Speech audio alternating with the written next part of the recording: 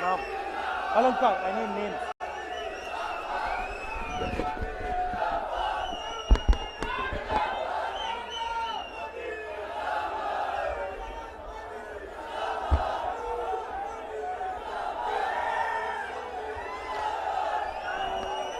राजीव शुक्ला जी,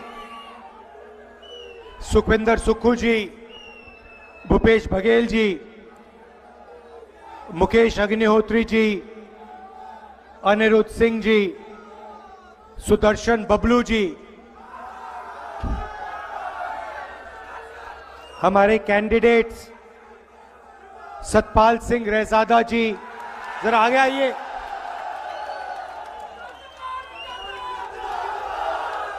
विधानसभा में विवेक शर्मा जी और राकेश कालिया जी,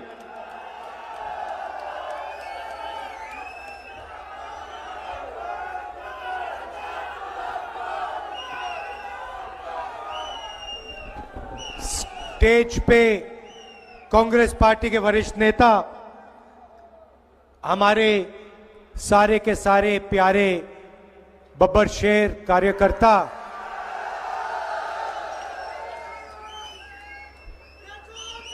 आमतौर से जंगल में एक बब्बर शेर दिखता है, दो दिखते हैं, यहां पे तो हजारों आए हुए हैं, एक साथ बैठे हुए हैं। मीडिया के हमारे मित्र, भाई और बहनों, हिमाचल प्रदेश के युवाओं, आप सबका यहां बहुत बहुत स्वागत। ऐसी गर्मी में आप आए, दूर दूर से आए, आपको कष्ट हुआ, दिल से आप सबका धन्यवाद करता हूं।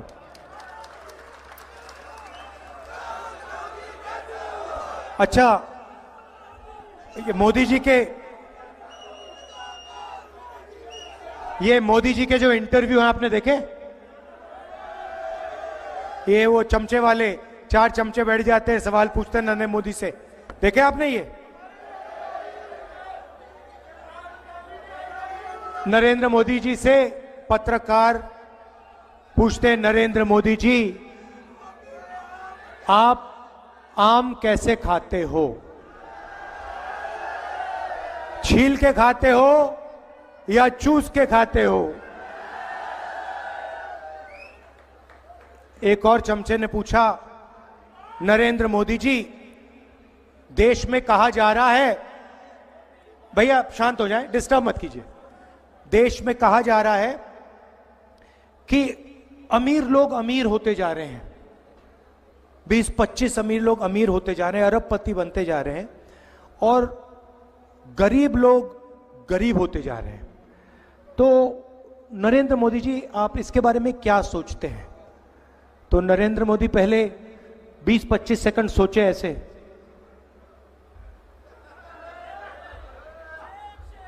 फिर कहते हैं क्या चाहते हो, क्या मैं सबको गरीब बना दूं? आप सोच देखिए, सवाल गरीब बनाने का नहीं है।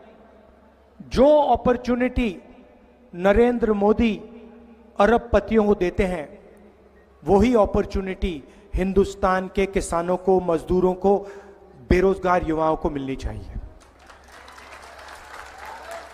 आपने पता नहीं देखा ही नहीं देखा, पुणे में एक अमीर घर का बेटा पोर्श गाड़ी, शराब पी के, 17 साल का बच्चा शराब पीकर पोर्श गाड़ी को 200 किलोमीटर प्रति घंटा चलाता है 11 बजे रात को, 2 लोगों को मार देता है। कोर्ट उसे कहता है कि 300 शब्द का ऐसे लिखो। अब अगर bus driver, truck driver, auto driver, Uber driver गलती से किसी को मार देता है, 10 साल की सजा होती है, चाबी उठा के फेंक देते हैं। उबर ड्राइवर से, ऑटो ड्राइवर से, बस ट्रक ड्राइवर से ये क्यों नहीं कहते भैया 300 शब्द का ऐसे लिखो और चलाओ जितनी चलानी है ट्रक? क्यों? क्योंकि वो गरीब हैं, ये अमीर है। नरेंद्र मोदी जी ने 22 लोगों का 16 लाख करोड़ रुपया माफ किया है। 16 लाख करोड़ रुपया मतलब अगर आप 24 साल का मनरेगा का पैसा, 24 साल का मनरेगा का पैसा, 22 लोगों का कर्जा माफ किया है। हमने किसानों का कर्जा माफ किया था, यूपीए की सरकार थी। अगर आप उसको 24 बार करोगे, उतना पैसा नरेंद्र मोदी जी ने 22 लोगों को दिया है। अदानी जी को हिमाचल के सेब का पैसा, हिंदुस्तान के एयरपोर्ट्स, मुंबई का एयरपोर्ट था, किसी और के पास था, उस पर सीबीआई और ईडी की इंक्वायरी होती है। एयरपोर्ट वो अदानी को दे देता है, अदानी को देने के बाद सीबीआई इंक्वायरी, ईडी इंक्वायरी सब बंद हो जाती है। पोर्ट्स दे दिए, एयरपोर्ट्स दे दिए, सोलर पावर, विंड पावर, बिजली, सारा का सारा इन लोगों को दे दिया है। कोई युवा आज छोटा सा भी बिजनेस चालू करना चाहता है, फूड प्रोसेसिंग का बिजनेस, सोलर पावर का बिजनेस, छोटा सा छोटा बिजनेस, उसको बैंक 1 रुपया नहीं देगा। वो लाखों करोड़ रुपए मिलते हैं उनको, और वो करते क्या है? चाइना का माल हिंदुस्तान में बेचते हैं। हमारे जो यहां पे स्मॉल और मीडियम बिजनेसेस हैं, जो रोजगार दिलाते हैं, उनको बंद करते हैं, उनको खत्म करते हैं। और यही काम नरेंद्र मोदी ने पिछले 10 साल में किया है। आप मुझे बता दो, 700 किसानों को शहीद किया। आप मुझे बताओ नरेंद्र मोदी जी ने हिमाचल के किसान, बाकी प्रदेशों के किसान के लिए कौन सी चीज की है? मुझे बताओ। एक काम नहीं किया। जब वो बाहर आए, काले कानून लाए, 3 काले कानून लाए अदानी और अंबानी वाले। जब किसान बाहर आते हैं, वो कहते हैं ये आतंकवादी हैं। 700 किसान शहीद हुए, उनको शहीद का दर्जा नहीं दिया। पार्लियामेंट में मुझे उसके बारे में बोलने नहीं दिया। युवाओं को 2 करोड़ रोजगार का वायदा किया था, कुछ नहीं मिला। और आजकल नया फैशन चला है। इंटरव्यू में नरेंद्र मोदी ने कहा कि मैं बायोलॉजिकल नहीं हूं। हिंदुस्तान के सारे लोग बायोलॉजिकल हैं। मतलब नरेंद्र मोदी अकेले हैं जो बायोलॉजिकल नहीं है। कहते हैं कि जो होता है मुझे मालूम नहीं कैसे होता है, परमात्मा कराते हैं, मैं परमात्मा का काम करने के लिए धरती पे आया हूं। अभी पता है क्या है? चुनाव के बाद जब अदानी जी वाली इंक्वायरी होगी, तो नरेंद्र मोदी जी कहेंगे भैया एयरपोर्ट मैंने नहीं दिया, परमात्मा ने कहा था, मैंने कर दिया। ये बहाना है। और मीडिया वाले, नरेंद्र मोदी कहते हैं परमात्मा मुझे ऑर्डर देता है, ये कहते हैं वाह वाह वाह वाह वाह, क्या बात करी।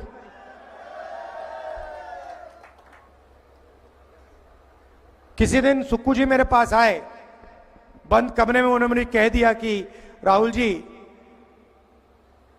परमात्मा ने मुझे यहां भेजा है। मैं उनसे कहूंगा सुक्कू जी ये सब ठीक है, बाहर मत कह देना, आप मुश्किल हो जाएगी। मगर वो खुल के बोल रहे हैं सबको। मैं सोच रहा हूं कि परमाणु बम हाथ में है उनके। मैं पूछना चाहता हूं भैया ये जो आपको होता है, ये जो दौरा पड़ता है, ये शाम को पड़ता है, सुबह पड़ता है? ये आपको कब कब लगता है कि भैया परमात्मा ने आपको मैसेज दिया है, उनसे आप बात करते हैं? 8 बजे शाम को करते हैं, रात को करते हैं, सुबह करते हैं, हर रोज होता है? कब होता है? सही बात है ना? अगर कोई आपके पास आए और आपसे कहे भैया मेरा डायरेक्ट कनेक्शन है परमात्मा के साथ, तो आप क्या कहोगे उसको? क्या कहोगे उसको? कोविड आता है, नरेंद्र मोदी जी कहते हैं भाइयों और बहनों थाली बजाओ, मीडिया कहते हैं वाह वाह वाह वाह वाह, कमाल की बात की। उसके बाद कहते हैं भाई और बहनों लाइट जलाओ, मोबाइल फोन की लाइट जलाओ। गंगा में लाशों का ढेर, वेंटिलेटर नहीं, ऑक्सीजन नहीं, देश का प्रधानमंत्री खुलकर कह रहा है कि थाली बजाओ, मोबाइल फोन जलाओ। उनका काम क्या है? उनका काम ऑक्सीजन देने का है, उनका काम हॉस्पिटल चलाने का है, उनका काम वेंटिलेटर चालू कराने का है। वो सब छोड़ दिया, कहते भैया थाली बजाओ। और यही राजनीति इन्होंने पिछले 10 साल में की है। काम सिर्फ अदानी अंबानी का किया है। मजदूरों के लिए क्या किया बताओ? गैस सिलेंडर की बात होती थी, कहते थे 400 रुपए का गैस सिलेंडर हो गया है। आज कितने का है? 1200 का है। तो सारा का सारा काम इन्होंने उन्हीं के लिए किया है। और मीडिया में वो उनका चेहरा दिखाते हैं 24 घंटा। अदानी जी की मीडिया है, वो चलाते हैं नरेंद्र मोदी जी का चेहरा। कभी आपने देखा है हिमाचल के किसान को मीडिया पे? कभी देखा आपने किसान को या किसी बेरोजगार व्यक्ति को मीडिया पे देखा है? गरीबी की बात, महंगाई की बात कभी सुनी है आपने? अंबानी जी की शादी तो देखी होगी, 8 करोड़ वाली घड़ी देखी ना, डांस गाना देखा आपने वहां पे? मगर अगर आप हिंदुस्तान की जनता से पूछें, वो आपको कहेंगे भैया बेरोजगारी, महंगाई, भागीदारी, गरीबी, ये हैं मुद्दे। मीडिया कभी दिखाता नहीं है। अब उन्होंने 22 लोगों के लिए काम किया, 22 अरबपति बनाए। अगले 10 साल में हम करोड़ों लाखपति बनाने जा रहे हैं। मैं आपको बता रहा हूं, यह मीडिया वालों की आदत है। जब हम मनरेगा लाए थे, इन्होंने कहा देखो गरीबों की आदत बिगाड़ रहे हैं। जब हमने किसानों का कर्जा माफ किया, कहते हैं देखो किसानों की आदत बिगड़ रही है। भोजन का अधिकार लाया, देखो लोगों को आलसी बना रहे हैं। मगर अदानी का कर्जा माफ होता है, कहते हैं देखो विकास हो रहा है, कितना विकास हो रहा है। तो जितना नरेंद्र मोदी ने 22 लोगों का किया, उतना हम करोड़ों लोगों का करने जा रहे हैं।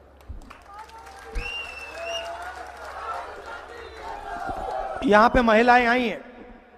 हिंदुस्तान के सारे गरीब परिवारों की लिस्ट बनेगी। उसमें हर प्रदेश के गरीब लोगों की लिस्ट होगी। किसान, मजदूर, छोटे व्यापारी, इस लिस्ट में सारे के सारों के परिवार होंगे। हर परिवार में से एक महिला का नाम चुना जाएगा। करोड़ों महिलाएं होंगी और उनके बैंक अकाउंट में हर महीने ठकाठक 8,500 रुपए डालेंगे। 8,500 रुपए महीने के, साल के 1 लाख रुपए करोड़ों महिलाओं के बैंक में डालेंगे। और वो तब तक चलेगा जब तक वो परिवार गरीबी रेखा से ऊपर नहीं आएंगे। ये रुकने वाला नहीं है, ये रुकने वाला नहीं है। अगर मीडिया वाले कहेंगे कि गरीबों की आदत बिगाड़ रहे हैं, अगर ये ज्यादा कहेंगे हम उसको डबल कर देंगे। वही काम हम किसानों के लिए करने जा रहे हैं। किसानों का हम कर्जा माफ करेंगे और गारंटी कानूनी मिनिमम सपोर्ट प्राइस हिंदुस्तान के किसानों को हम देने जा रहे हैं। मजदूरों को आज 250 रुपए मिलता है मनरेगा में, हम 400 रुपए देंगे। आशा और आंगनवाड़ी की महिलाओं को जितना भी आज पैसा मिलता है उसको हम दुगना कर देंगे। और जो हमारे युवा हैं, नरेंद्र मोदी जी ने आपको बेरोजगार किया। कैसे किया मैं आपको समझाता हूं। अदानी अंबानी की मदद की, छोटे व्यापारियों को खत्म किया, नोटबंदी, गलत जीएसटी लागू की, और जो लोग देश को रोजगार देते हैं, स्मॉल और मीडियम बिजनेस वाले, छोटे व्यापारी, दुकानदार, उन सबको नरेंद्र मोदी ने दबा के कुचला। अब हम ये सब बदलने जा रहे हैं। युवाओं को सबसे पहले हमने पता लगाया है। मैं 2 करोड़ की बात नहीं करूंगा क्योंकि 2 करोड़ झूठ होगा। मैं आपको सच्चाई बोलने आया हूं। 30 लाख सरकारी रोजगार हैं, खाली पड़े हैं, वो हम आपके हवाले कर देंगे। दूसरी बात, जैसे हमने मनरेगा में मजदूरों को रोजगार का अधिकार दिया था, वैसा ही अधिकार, रोजगार का अधिकार हम हिंदुस्तान के ग्रेजुएट्स को, डिप्लोमा होल्डर्स को, कॉलेज और यूनिवर्सिटी के ग्रेजुएट्स को देने जा रहे हैं। मगर ये रोजगार मजदूरी का नहीं होगा, ये अधिकार जॉब का अधिकार होगा, पहली नौकरी का अधिकार होगा। हम कैसे करेंगे? अदानी जी के बेटे, अंबानी के बेटे जब ग्रेजुएट करते हैं, उनको 1 साल की अप्रेंटिसशिप मिलती है। पिता के कंपनी में काम करते हैं, 1 साल की सैलरी मिलती है, ट्रेनिंग मिलती है और इस एक्सपीरियंस से जॉब मार्केट के दरवाजे उनके लिए खुलते हैं, आगे बढ़ पाते हैं। ये हिंदुस्तान के गरीब बेरोजगार युवाओं को मौका नहीं मिलता है। इसीलिए सरकार में, पब्लिक सेक्टर में, BHEL, HAL जैसी कंपनीज में, प्राइवेट सेक्टर में, सरकारी अस्पतालों में, सरकारी कॉलेजेस, यूनिवर्सिटीज में हम हिंदुस्तान के बेरोजगार युवाओं को 1 साल नौकरी का अधिकार देने जा रहे हैं। यह आपका हक है, यह आपका अधिकार होगा। और अगर आपने सरकार से यह मांगा, सरकार को यह आपको देना पड़ेगा। जॉब 1 साल की होगी। एक प्रकार से जॉब मार्केट में एंट्री करने का तरीका है ये। 1 साल की नौकरी होगी, बैंक अकाउंट में महीने का खटाखट 8,500 रुपए जाएगा, साल का 1 लाख रुपए आपके बैंक अकाउंट में आएगा।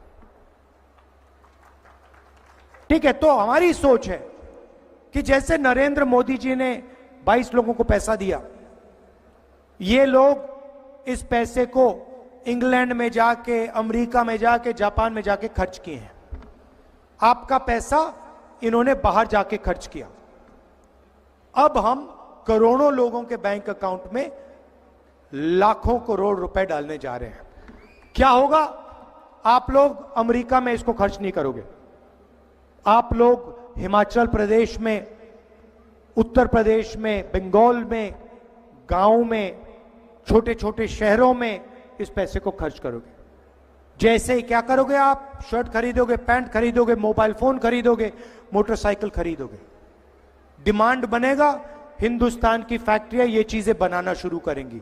जैसे ही हिंदुस्तान की फैक्ट्रियां फिर से चालू हो जाएंगी, हिमाचल प्रदेश के बेरोजगार युवाओं को उन्हीं फैक्ट्रियों में रोजगार मिलेगा। हम चेन बना रहे हैं।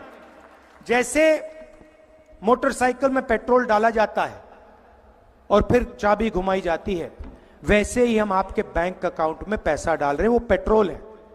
जैसे ही वो आपके बैंक अकाउंट में जाएगा, आप उस पैसे को खर्च करोगे, हिंदुस्तान की अर्थव्यवस्था चालू हो जाएगी, स्टार्ट हो जाएगी, फैक्ट्रियां खुल जाएंगी, रोजगार शुरू हो जाएगा। रोजगार इसलिए खत्म हुआ है क्योंकि नरेंद्र मोदी जी ने आपके जेब में से पैसा खींच लिया है। नोटबंदी, GST, ये सब आपके जेब से पैसे छीनने के तरीके हैं। हम आपके बैंक अकाउंट में, जेब में लाखों करोड़ रुपए डालने जा रहे हैं हिंदुस्तान की अर्थव्यवस्था को जंप स्टार्ट करने के। अब 2 और चीजें हैं युवाओं के लिए, और शायद हिमाचल प्रदेश के युवाओं के लिए। देखिए, हिमाचल प्रदेश के युवा सेना में जाते हैं, बॉर्डर पे खड़े होते हैं, जिंदगी दे देते हैं, जान देने के लिए तैयार होते हैं। पहले क्या होता था? अगर कोई शहीद होता था तो एक ही कैटेगरी का शहीद होता था। शहीद का दर्जा मिलता था, फैमिली की प्रोटेक्शन होती थी, फैमिली को, परिवार को पेंशन मिलती थी। नरेंद्र मोदी जी ने शहीद के 2 कैटेगरियां बना दी है। एक कैटेगरी नॉर्मल जवान और ऑफिसर, जिसको शहीद का दर्जा मिलेगा, पेंशन मिलेगी, कैंटीन मिलेगी, सारी की सारी प्रोटेक्शन मिलेगी, रिस्पेक्ट मिलेगी, इज्जत मिलेगी। और दूसरा शहीद जिसको नरेंद्र मोदी अग्निवीर कहते हैं, उसे ना ट्रेनिंग मिलेगी ना पेंशन मिलेगी, उसको उठाकर 3 साल बाद 4 साल बाद आर्मी के बाहर फेंक दिया जाएगा। अमित शाह आए, कहते हैं कि अग्निवीरों को पैरामिलिट्रीज में, पुलिस में नौकरी मिलेगी। सवाल यह नहीं है, सवाल यह है कि अगर हिंदुस्तान का एक युवा देश के लिए शहीद होने के लिए तैयार है तो उसको वही रिस्पेक्ट मिलनी चाहिए जो दूसरे युवाओं को मिलती है। हमें 2 तरीके के शहीद नहीं चाहिए, हमें 2 तरीके के जवान नहीं चाहिए। ये इनको 6 महीने की ट्रेनिंग देंगे और फिर चाइना की सेना के सामने इनको खड़ा कर देंगे। चाइना की सेना को 5 साल की ट्रेनिंग मिलेगी, हमारे जवानों को 6 महीने की ट्रेनिंग मिलेगी। नतीजा आपको मालूम है क्या होने जा रहा है।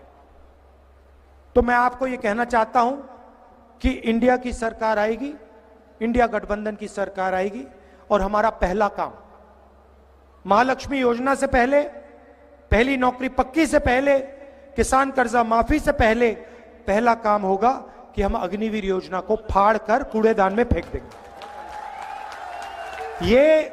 ये स्कीम जो है हमने पता लगाया है, ये स्कीम आर्मी की स्कीम नहीं है। आर्मी इस स्कीम को नहीं चाहती।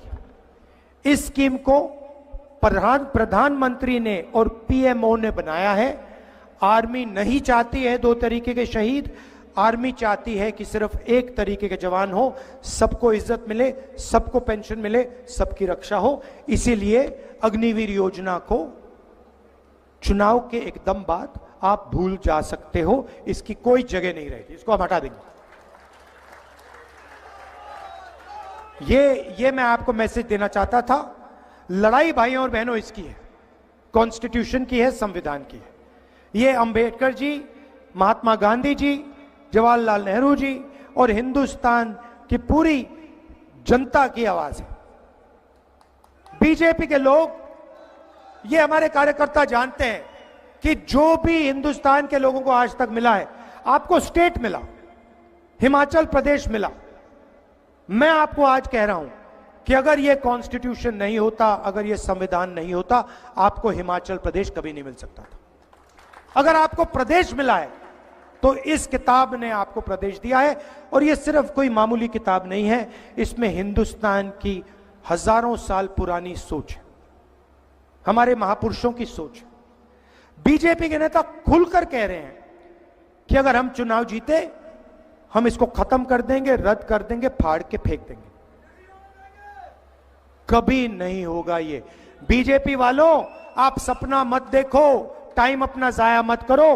कांग्रेस पार्टी के कार्यकर्ता बब्बर शेर यहां खड़े हैं, वो ये कभी नहीं होने देंगे। कोई भी शक्ति नहीं है जो हिंदुस्तान से इस संविधान को छीन पाए, क्योंकि हमारे यहां पर टाइगर घूम रहे हैं। और ये जो टाइगर हैं, ये बब्बर शेर जो घूम रहे हैं पूरे हिमाचल प्रदेश में, ये 4 की 4 लोकसभा की सीट यहां जिताने जा रहे हैं। मैं आपको दिल से धन्यवाद करता हूं, सुक्खू जी का धन्यवाद करता हूं। और यहां पे देखिए, प्रधानमंत्री जी आए और खुलकर आपके सामने कह रहे हैं, हिंदुस्तान का प्रधानमंत्री कह रहा है कि मैं चोरी कर कर, पैसा देकर, भ्रष्टाचार करके हिमाचल प्रदेश की सरकार को गिराने की कोशिश करूंगा। खुलकर कह रहा है। गोवा की सरकार चोरी की, अरुणाचल की सरकार चोरी की, मध्य प्रदेश की सरकार चोरी की, पैसा देकर, करोड़ों रुपए देकर। नरेंद्र मोदी जी, आप हिमाचल प्रदेश की सरकार नहीं चोरी कर पाओगे, क्योंकि हिमाचल प्रदेश की सरकार, हमारे हिमाचल प्रदेश की जनता आपको समझ गई है, आपको पहचान गई है। सारे के सारे भ्रष्ट लोग, सारे के सारे भ्रष्ट लोग बीजेपी चले गए। हालात यह है भाइयों और बहनों, जो हमारे यहां से निकल के गए हैं ना, पंजाब में, महाराष्ट्र में, किसानों से वो भागकर दौड़ रहे हैं, भाग के दौड़ रहे हैं, सामने नहीं आ पा रहे हैं। क्योंकि सारा देश जानता है कि नरेंद्र मोदी भ्रष्टाचार के सेंटर है, एपी सेंटर है। Narendra Modi ji electoral bond scheme लाए, कहते हैं राजनीति को साफ करने के लिए इलेक्टोरल स्कीम लाए, इलेक्टोरल बॉन्ड स्कीम लाए। अच्छा, अगर आप इलेक्टोरल बॉन्ड स्कीम लाए तो जब सुप्रीम कोर्ट कहता है कि सरकार को डोनर्स के नाम बता देने चाहिए, आप डोनर्स के नाम बता क्यों नहीं रहे हो? आपने छुपाया क्यों है? भाइयों और बहनों, इलेक्टोरल बॉन्ड स्कीम मैं आपको समझा देता हूं। कंपनी पर दबाव लगता है, सीबीआई ईडी की इंक्वायरी होती है, कंपनी बीजेपी को रिश्वत देती है, सीबीआई इंक्वायरी ईडी इंक्वायरी बंद हो जाती है। यह है इलेक्टोरल बॉन्ड स्कीम। हफ्तेबाजी है, एक्सटॉर्शन है। दुनिया का सबसे बड़ा एक्सटॉर्शन स्कीम नरेंद्र मोदी जी ने लागू किया हिंदुस्तान पर। यह सच्चाई है, और यह सच्चाई पूरा देश अब बहुत अच्छी तरह समझ गया है कि नरेंद्र मोदी जी अदानी जी के लिए, अंबानी जी के लिए काम करते हैं, किसान, मजदूर, बेरोजगार युवाओं के लिए काम नहीं करते हैं। और नरेंद्र मोदी इसको खत्म करना चाहते हैं, कॉन्स्टिट्यूशन को रद्द करना चाहते हैं। पूरा देश समझ गया है। इसीलिए हिमाचल प्रदेश में 4 की 4 सीट कांग्रेस पार्टी को आने जा रही है। विधानसभा में भी हमारी 6 की 6 सीट यहां आएंगी। आप सबका दिल से धन्यवाद करता हूं, इतनी गर्मी में आप आए, बहुत बहुत धन्यवाद। जय हिंद, जय हिमाचल। आप हिमाचल की इस धरा जिला ऊना पे आए, आपका दिल की गहराइयों से बहुत बहुत धन्यवाद। सभी दोनों हाथ खड़ा करके एक नारा लगाकर श्री राहुल गांधी जी का धन्यवाद करें। श्री राहुल गांधी, श्री राहुल गांधी। आप सभी दोनों हाथ खड़ा करके ये भी दिखाएं कि हम 4 की 4 लोकसभा की और 6 की 6 हम विधानसभा की सीटें जीतेंगे। भारत माता की